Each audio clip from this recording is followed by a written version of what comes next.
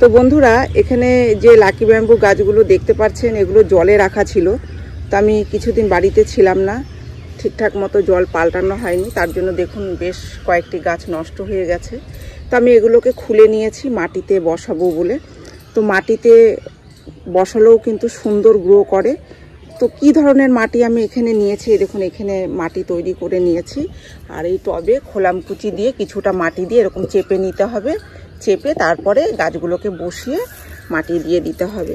তো এখানে আমি এই যে এই কটা গাছ একসাথেই বসাবো, এই জন্য একটা বড় টব নিয়ে নিয়েছি।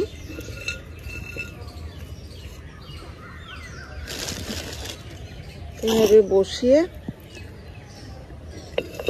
এখানে মাটি দিয়ে দিচ্ছি। এখানে যে আমি মাটিটা তৈরি করেছি, এতে আছে 2 ভাগ মাটি, 1 ভাগ কোকোপিট, অর্ধেক ভাগ বালি আর অর্ধেক ভাগ জৈব সার।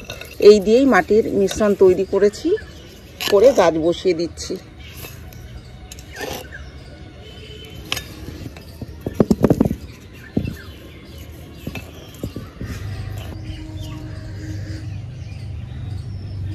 তো এখানে এই গাছটি বসানো হয়ে গেছে। আর এই দিকে যে আছে কয়েকটা গাছ আমি এইভাবে বসিয়ে দেব। দেখুন এক হাতে ক্যামেরাটা ধরা আছে বলে আমি এইভাবেই বসাচ্ছি, 2 হাতে কাজ করলে বেশি ভালো হতো।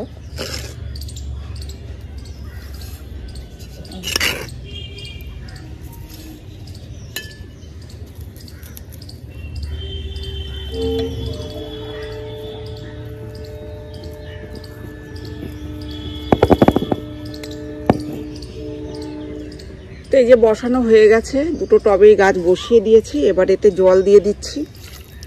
জলটা একটু বেশি করেই জল দিতে হবে, যতক্ষণ না টবের নিচ থেকে জল বের না হয়ে যায় ততক্ষণ জল দিতে হবে।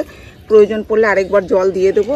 আর এরকম জায়গায় রেখে দেবো যেখানে সকালের 2 থেকে 3 ঘন্টা রোদ্দুর আসে, সেরকম জায়গায় রেখে দেবো, তাহলেই গাছ ভালো গ্রো করবে। দুপুরের কড়া রোদ্দুরে তো রাখাই যাবে না, তাহলে এই গাছ নষ্ট হয়ে যাবে। এরকম জায়গায় রাখতে হবে যেখানে অল্প রোদ্দুর আসে, সকালে বিকেলের অল্প রোদ্দুর আসে, এরকম জায়গায় রাখলে খুব ভালো গ্রো করবে এই গাছ। আর খাবার দেব, এখন যেহেতু খাবার দিয়ে বসিয়েছি, তাই অন্তত 2 মাস পর থেকে খাবার দেওয়া শুরু করব। তারপরে মাসে মাসে একবার করে যে কোনো জৈব তরল সার দিয়ে যাব, শীতকালটা বাদ দিয়ে, তাহলেই গাছ খুব ভালো গ্রো করবে। তো এই ছিল আজকের ভিডিওটি আমি এখানেই শেষ করছি। যদি ভিডিও ভালো লেগে থাকে তাহলে একটি লাইক করবেন, কমেন্ট করে জানাবেন আর চ্যানেলটিকে সাবস্ক্রাইব করবেন।